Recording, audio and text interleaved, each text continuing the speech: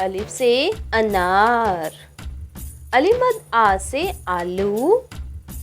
बे से बिल्ली।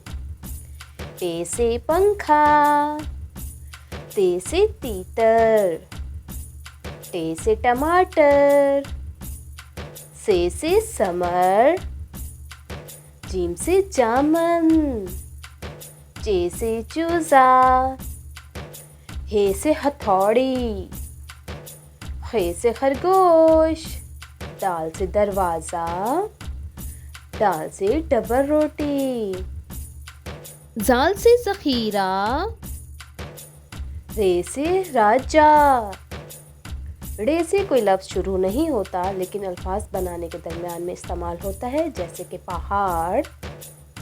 जे से ज़ंजीर।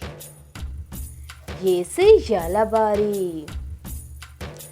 सीन से सेब। शीन से शिमला मिर्च। स्वाद से सोफ़ा। ज़ौद से ज़ईफ़। तोए से तोता। ज़ोए से ज़रूफ़। आइन से औरत।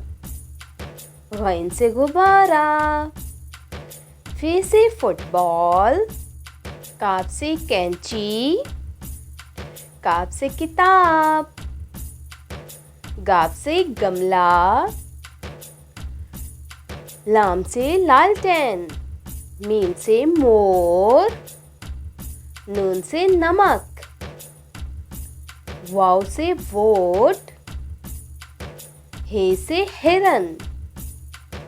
हमज़ा से चाय। छोटी से याक। बड़ी से का।